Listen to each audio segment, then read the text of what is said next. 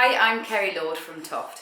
This video forms part of a series to accompany the Edwards Crochet kits, patterns and books. So I'm going to take the chance now in the next 25 minutes just to show you all the techniques that you'd need to make Otis. He is a level 3 kit technically, so he is a bit more advanced just because he has an unusual structure and he does use lots of different stitches. I know that a lot of you probably are really enjoying that because you are a little bit more advanced, but we also have a lot of beginners that have come on board with Otis. So I just want to make sure you've got this here to refer to. We will be saving it onto Instagram TV, so you'll be able to watch it again. And we're actually, if you're watching this on YouTube, we've uploaded it to YouTube too afterwards so that it is captioned, so you'll be able to watch it back there as well. Right, so I'm going to flip you around and I'm going to start to show you Otis's construction. So before I move just to my hands, just to talk you through the little bit of theory. Otis is a very unusual construction. You make his body in one piece and his foot in one piece and then the shell in one piece. And the structure of this shell is you're making a circle on one side and a circle on the other side, and then you actually crochet between those two circles. So I'm not going to talk right the way through the pattern today. You will still need to get the kit to be able to get the pattern, but I'm going to show you all the theory in order to make him. So let me just flip this camera around. There we go. Right. So I've already made one of the wheels here, and this is me using magenta. So this is my first wheel, and I'm going to make the other wheel, and then I'll work the first line of instruction so you can see it. To the question of whether Otis will be available after the summer, I would imagine so. Otis has been a very, very popular kit since his launch. Now, I will mention, while you got a nice little view here on my nails, I have been doing quite a lot of gardening this week, and my nails aren't in the best state that they normally are. I have scrubbed them. This is as good as they're going to get for a while, I'm afraid. So I apologise in advance for that. Right, let's work the beginning of this shell. So we're going to begin by double crocheting 6 in a ring as usual. So I have tied my slip knot and I will pop that onto my crochet hook.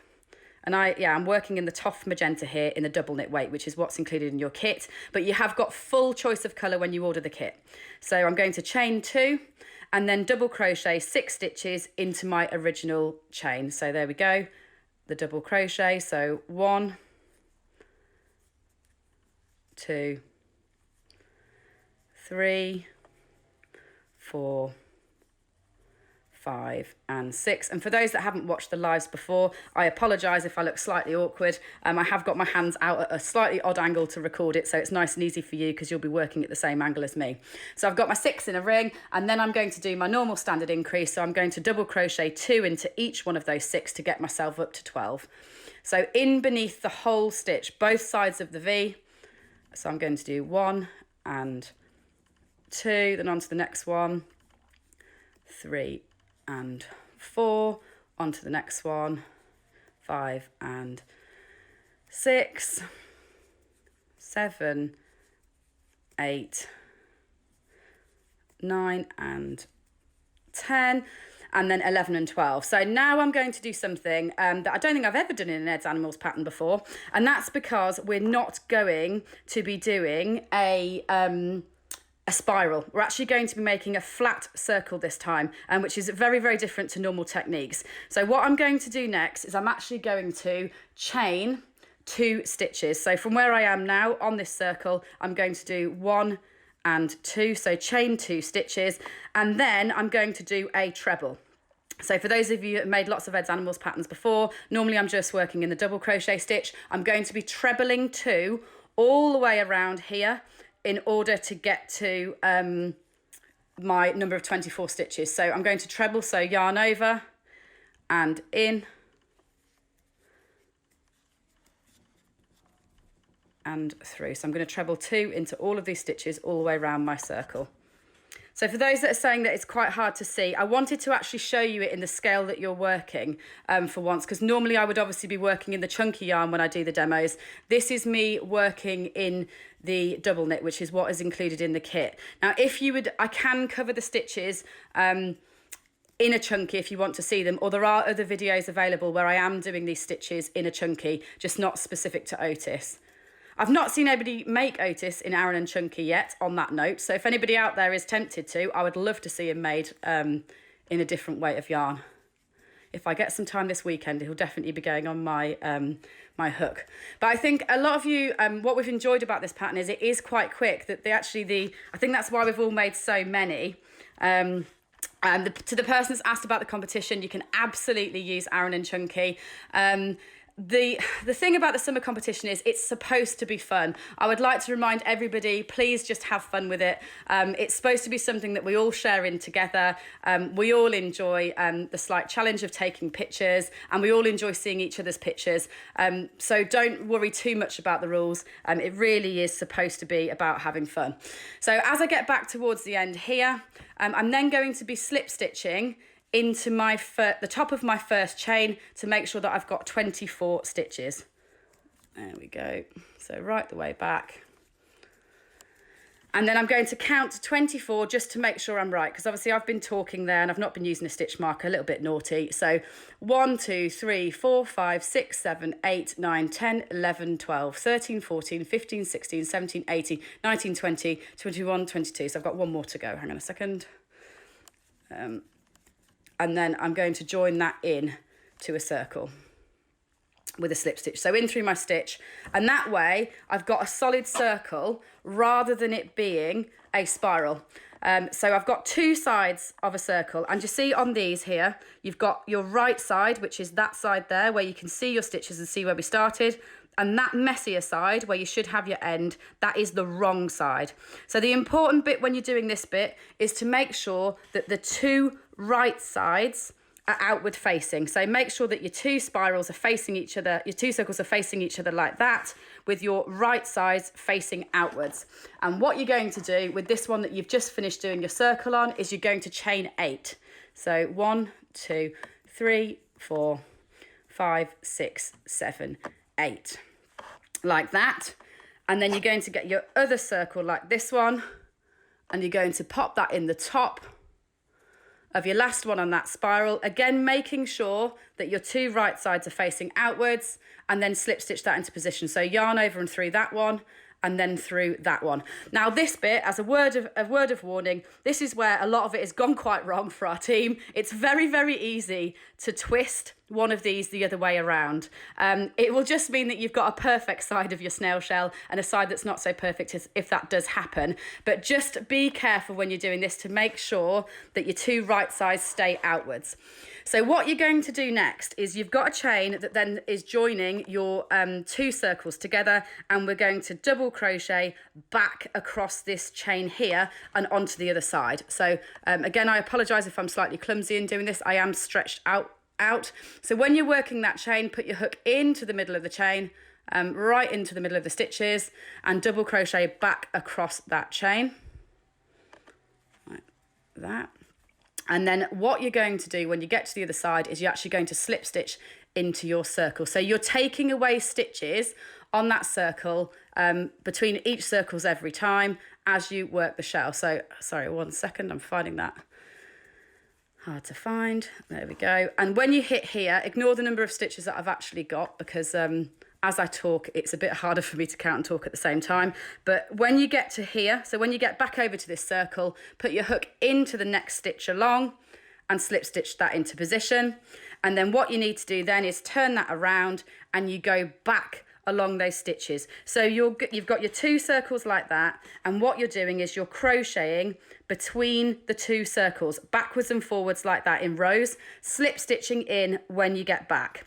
So I'm going to move across now to, here's what I made earlier moment, because I'm just going to accelerate a little bit so I can show you a few of the things. So what you've done there is what I've just shown you is you started there. That's where we chained between our two circles, and we've crocheted backwards and forwards like that as we go along.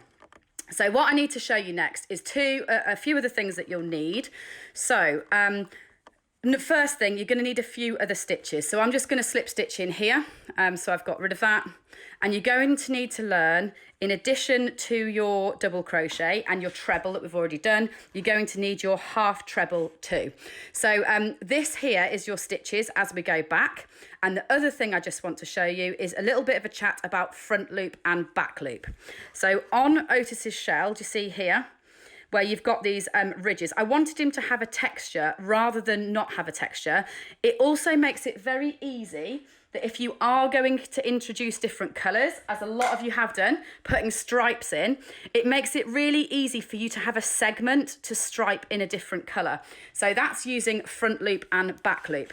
So just to clarify that for everybody, when you turn and you go back the other way, if you're going to be working front loop only, you'll be crocheting into the front loop. So do you see you've got the V's there that run along the edges of last row stitches. You're going to be going into the front loop only, and that leaves a little line of ridges behind because the other half of the stitch stays there to cause a line.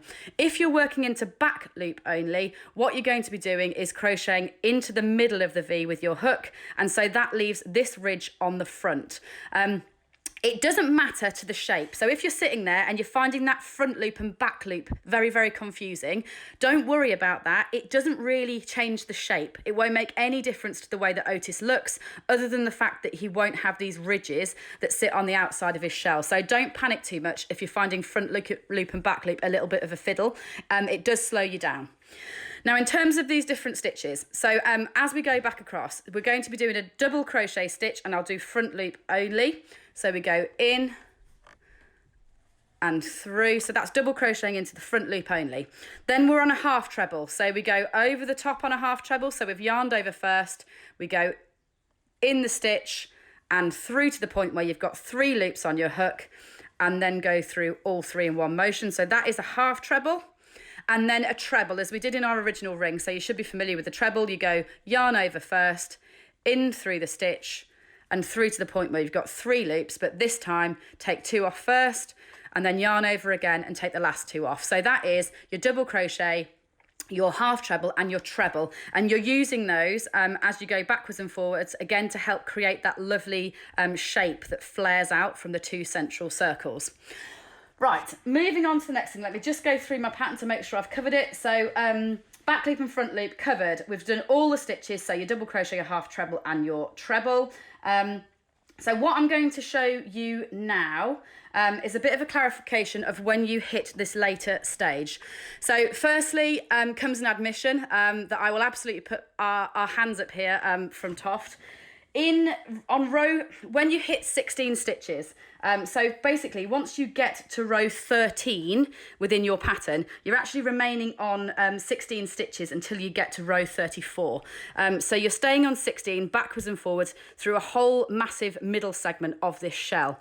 And I will put my hands up and say that rows 31 and 37 in the original versions of the patterns that went out actually had a tech edited stitch number added in incorrectly. So basically my original pattern, the team here at TOFT, we made dozens of snails for my original pattern.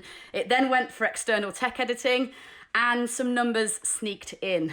So they have been removed. For anybody out there that has purchased the Otis kit, if you go into your My TOFT area, the PDF with all the step-by-steps is fully updated and corrected, so you can go and see it in there. You will always get a digital pattern with TOFT patterns. So for anyone that wasn't aware of that, all you do is you go to our website and you log back in with your email address and your password, and there is a library of every pattern you've ever purchased from TOFT. And all the updates go in there as we go through. So if you head back to your Otis pattern, it'll just clarify the fact that on rows 31 and 37, we do remain on 16 stitches. But I'll show you what caused the confusion in the pattern. So what you're doing is you're crocheting back along here when you hit this, when you hit these 2 rows, and you're going to be double crocheting 2 together, but you're not actually going to do it from the stitches that you've got. You're going to be doing it from your central wheel. So let me pass back here so you can see it. And I'll just clarify why it sounds like you would be decreasing, because you're obviously doing your double crochet 2 together. But rather than taking it out of your stitch counts of the row that you're working backwards and forwards on, what you're going to do is you're going to get to the end, and then you'll be double crocheting 2 together, but off this central wheel. So do you see my central circle is there? Instead of taking it off your stitches, you're going to be doing it here. So you'll go through that one and through that one. So you're taking 2 stitches off the wheel, and then you double crochet 2 together. Ooh, let me try that again. Sorry, that slipped off my hook. So you take your half of this one and your half of this one, and double crochet 2 together off there. That knocks 2 off your circle count, but doesn't knock any stitches off your row count. So then you will pass backwards again, back down your chain, and you double crochet 2 together again off the next side on there. So you'd be taking those 2 stitches off your central circle. So I hope that helps clarify that one for anyone that had an issue there. I can only apologise for the fact that that one slipped in at the last minute. Just to clarify it, you're taking your DC2 tog off your central circle, so you're not losing stitches off your 16. Right. Let's get to stuffing and sewing up, because I think from there on in, actually, it's very straightforward. You just carry on. You're doing your DC2 togs off your central circle for a while, but you're keeping with that pattern of working back loop and front loop with all those different stitches, to the point that you get here. So here's a shell made in our Draco yarn. So this is currently self-patterning yarn, limited edition self-patterning yarn that we've got available on our website. It's the Draco yarn. I've done this one to kind of clarify, to say that you can use a hand dye. Like, in terms of this competition, it really is about having fun. It's not to do with taking the rules too seriously. So you really can go for it in whatever way you want to. So I've made this one in the Draco yarn. So stuff it like that, and you'll have your ends here. So do you see, this is where we started here, and then that's where we ended, is the larger part of the circle. Then let me just grab a sewing up needle, like that. So what you're going to do with this is you've done a decrease on your final row of stitches, like that. And then we're just going to sew this together. So you've got your first row and you've got your last row. So just close it off. That means that your stuffing is just safely in there. It's not going to go anywhere. So sew that up between the two. There you go. And I will put this one together entirely from now on in. So I'm just going to have to do some speed sewing up here, because I think you'll probably find 10 minutes is actually going to be quite tight. But I will try my best. So let's go across here, and then I'll get you the 2 of the pieces to sew the rest together. So that's just making sure that that stuffing's not going to come loose at any point. Leave yourself a nice long thread on, because you can use that to sew the shell onto the body and foot. So here are your other 2 pieces. So this is the body that you've made, and here is the foot. And your foot, you start with a chain and then a slip stitch into a chain. Now, I know someone has asked about that as a technique, and there is a video just for that, to make sure you don't lose that stitch. So you chain and then you slip stitch to join it into one. There is a separate video for that, but that's what the piece looks like when you finish. So what you're going to do is just sew this central piece closed. So hold it like that, and then sew it between this one and that one, like that. And then sew that closed. And with your ends, I just sew ends in by going around a couple of stitches. Then I'll snip those off at the end. Same with your edge one. So you've obviously got an end here as well. And with that one, I will just sew that in too. So that one's gone. And go in and around a stitch. Then you're going to need a little bit more stuffing to stuff into your body, and this is where soft grip crochet hooks are very, very useful. So you've got a body here. It obviously does have a tiny ending to it. You're only going to need a little bit of stuffing to put it in there. So hold that there, and with the tail end of your hook, force that in through that hole. It'll be a bit of a fiddle to begin with, but it'll go in eventually, no problem. There we go. So put a little bit of stuffing into that bit. And then we get on to the next stage. I'm just going to come off camera a second close to my body, because I find that easier to put put a little bit of muscle behind pushing that in. Okay, so next, leave yourself a nice long length on this piece, because that's how you're going to sew it onto the foot. So put that in there. And then gather these stitches. So just take half of these stitches here to hold that closed. Okay, then we've got our foot and positioning this piece. So take your foot, and you can see where you vertically sewed these up like these, and then put that one on there like that. So do you see how I'm lining this up with the end of the section that I sewed up? So it's like that, and that'll create that lovely shape. So his head will come up from there, and then just sew that on. So again, this might be something that I find slightly awkward with my hands outstretched like this, but I will try my best. So sew it on really securely, come right up the body like that. There we go. And then all I've done underneath here was I will just fix this on like this. So sew the front frill effectively onto the neck, which will just neaten it up. It'll also make it lie a little bit more flat if you are going to be taking some good photos of him. I've seen already some people have had some amazing ideas with attaching magnets, etc. in at this stage. Absolutely brilliant idea. Obviously magnets can be quite a dangerous thing if you are going to give it to a child, so just bear that in mind. But in terms of being a prop for taking photos, it's an absolutely brilliant idea would be to build a magnet inside here at this stage, because then you'll be able to attach it onto anything, onto your fridge. You can have a little fridge snail. So bring that through and finish that off like that. And then we're going to sew the shell on. So the shell has its big side and then has its curl side. So this is the big side here, and this is the curled side here. It's the big side that needs to go to the front of the snail. So when you've got it like that and you've got Otis like that, that's the big side. That needs to go onto the front like that. And all I've done is line the back up with that. You're holding that in like that, and you can just sew that straight on. So I'm going to struggle to do that one with my arms outstretched. Instead, I really want to show you how to do the eyes next. But all you'll be doing to sew that bit on, just to keep it neat, a little tip would be, rather than sew through the foot, where you'll actually see your shell colour come onto the other side, try and just sew it on to the bottom of that body section. And if you do that, then you'll find that you'll find that that's not a problem. All your colourful yarn will hide within that body bit rather than seeing it on the bottom of the foot. So you sew your shell on like that, and then the final stage is going to be putting these eyes on. So let me just go to another, here's what I made earlier. So I'm going to move on to a rainbow version now. So this is us using lots of different colours, using a colour bundle, and this is with a silver base. So when you're adding the eyes on, so we're going to slip stitch into position at the top of the head, where we're going to be putting an eye on one side. So pop that in there like that, and this is where I'm going to work the first eye. So slip stitching into position, grab the yarn and bring it through like this, and then we're going to chain 6 stitches. So 1, 2, 3, 4, 5, 6. And then I'm going to make a bobble. And this is why I've been doing bobbles a few times in my Instagram lives recently, is obviously I knew that he was coming down the track towards you. So I hope we've covered a bobble a couple of times recently, but I'm going to make a bobble. So you're going to yarn over on your hook.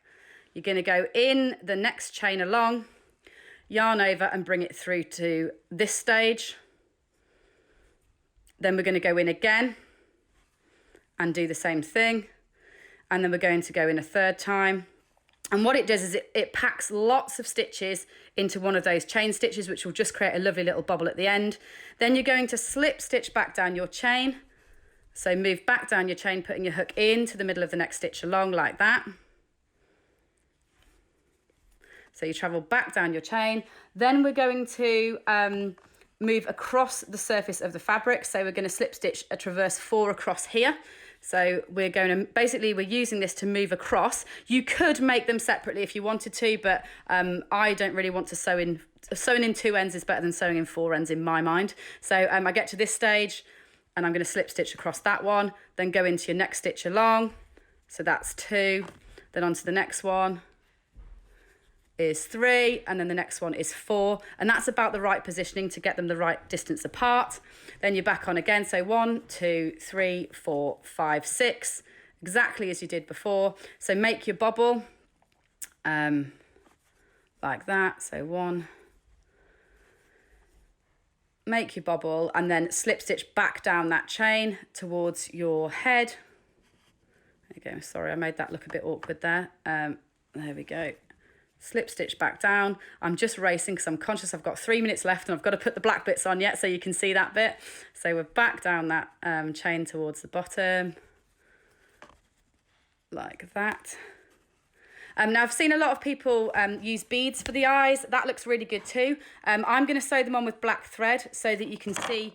Let me just find my sewing up needle and some black. So you can see how I've done that. I'll show you how I sew them on with black, but they do look quite good with beads added as well. Just be aware of that child safety element again that we discussed before. So when you've got your two ends, all you need to do is sew those ends in like this. So attach that on and sew that end in. There we go. And then I've got a little bit of black yarn here. It might be easier if your bit's a little bit longer, I'll be honest. So as I've got a few questions coming in and I'm just doing this final stage, I will answer the questions regarding flower monsters. Bear with me for one more minute and I will clarify that one. So here where you get to this, the bit where you're doing the black on the end, I just pull this in and over sew across a few times, so probably 3 or 4 times round, and then to try and make it as neat as possible, because that can be a bit of a challenge with this technique, is the black thread basically coming loose, is I'll make sure that I'm going right beneath it like that.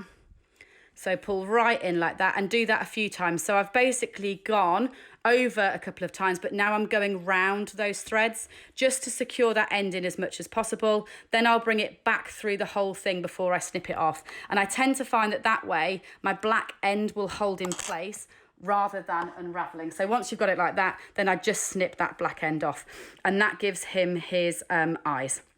Right, so I hope that I've covered absolutely, let me just double check my list again to check that I have covered everything. Yes, I absolutely have covered everything. So that should give you every technique you need to make your Otis. If you are a total beginner and you're joining us with this pattern, it's totally possible. If you achieve that, a big well done to you if you do achieve it, because it is a more advanced pattern. You have got lots of stitches. It's an unusual texture. So if you do him and you achieve that, well done to you as someone that's less confident as a crocheter, because he has got a lot of new challenges technique-wise.